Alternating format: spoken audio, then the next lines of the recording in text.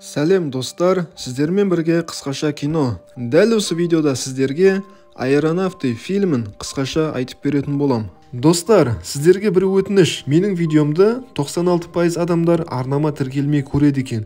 Егер сізде тіркелмеген болсаңыз, арнама тіркеліп лайк басып кетіңізші. Осылай жасау арқылы қазақ тілді арнаның дамуына көмектесесіз. Ал енді көп созбай, видеомызды бастайық. 1862 жыл әлем жаңа ашылымды күтуде.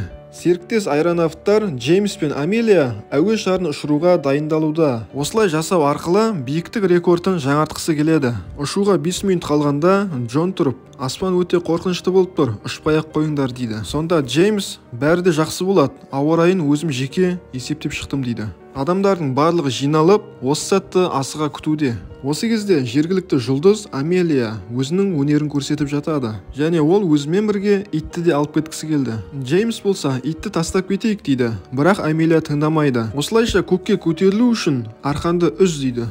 Олар ұшқаннан кейін итті парашютпен жерге түсіреді. Осылайша Амелия Джеймске 341 метр биіктіктегі жердің сұлулығын қарашы дейді. Сонда Джеймс жұмыстың маңыздылығын айтып, 2 жыл бұрынғы өзінің өмірін есіне түсіреді. 2 жыл бұрын Джеймс көкке көтерілу туралы тіпті қиялдай алмаған еді. Бір ғылыми жиналыстың кезінде Джеймс метеорологияның өте маңызды екенін айтты. Осының арқасында адамдарға қатты қажет болған жаңалықтарды ашатын едік дейді. Осы кезде Джеймсқа тек қана қаржылай көмек керек еді. Сонда Джеймс, маған қолдау көрсетсеңдер, ауа райын болжауды да үйренеміз дейді. Сонда жиналған адамның барлығы Джеймстің бұл сөзіне күле берді. Сонда Джеймс, Ньютонға да кезінде ешкім сенбеген дейді. Өзінің баласына қолдау көрсетудің орнына әкесі де Джеймсқа болысыңды доғар дейді.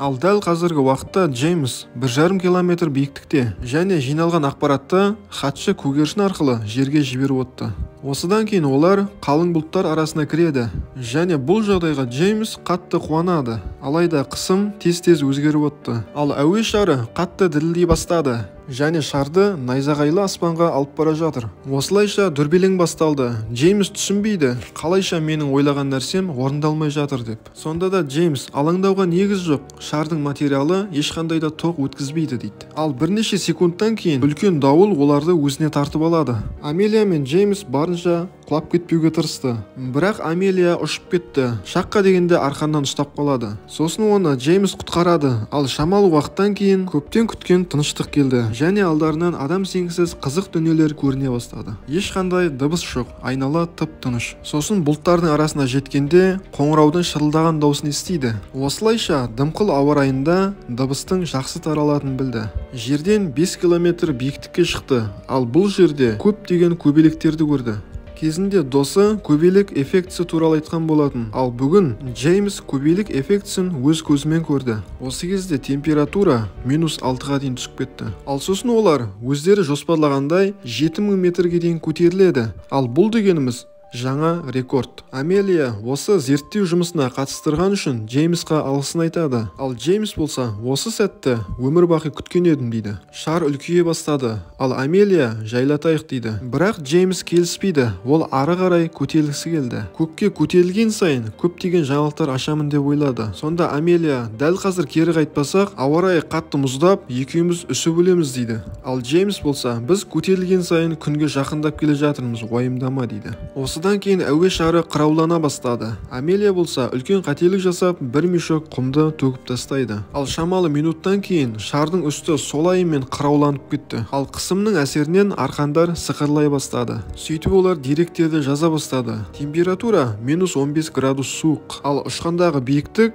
8077 метр болды. Осы кезде Джеймс биікке көтерілген сайын ылғалдылықтың азаятынын білді. Және бұл жерлерде су булары болмайды екен. Амелия, кері қайтайық дейді. Себебі бұл жерлерде шар жарылатын болса, біз өліп кетуіміз мүмкін дейді. Амелия шардағы газды азайтқысы келді. Ол үшін төбесіндегі клапанды ашу керек. Бірақ клапанды ашу оңай болмады. Сол себепті Амелия жоғарға шығып мұзды сындыру керек болды. Амелия батыл қыз екен. Ол жоғарысына қорықпастан шығып клапанды ашады. Бірақ толық аша алмайды. Кішкене ашқан жеріне өзінің аяқ киімін қыстырып қояды. Сосын Амелия 11000 метр биіктікке барғанда есін жоғалтады. Соның әсерінен тайғанақтап шардан құлай берді. Аяқ асты есін жиып үлгеріп, Амелия арқаннан ұстап кабинаға кіреді.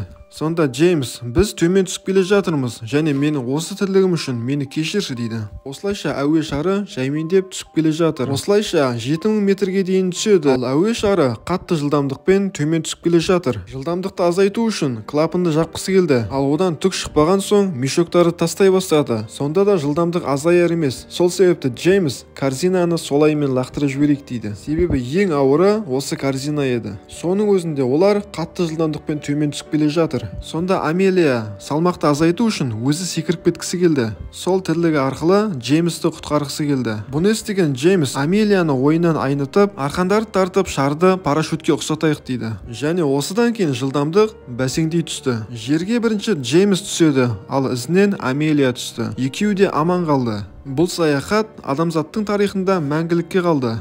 Джеймс пен Амелия көкке көтерілгенде аспанның бірнеше қабаттан тұратынын білді, және соның арқасында ауа райын болжауын мүмкін екендігін түсіндірді. Және осыдан кейін Амелия мен Джеймс ауа райын болжау үшін қайта-қайта көкке көтеріліп жүрді. Иә достар, бұл кинодан үлкен сабақ алуға болады. Басында Джеймсқа ешкім сенбеген, ал енді ол үлкен ғалымға айналды. Осылайша біздің киномыз аяқталды достар. Видео ұнаған болса, лайк басып, арнаға тіркелуді ұмытпа. Келесі видеоларды жіберіп алмас үшін қоңырау шанында басып қой. Келесі кездескенше.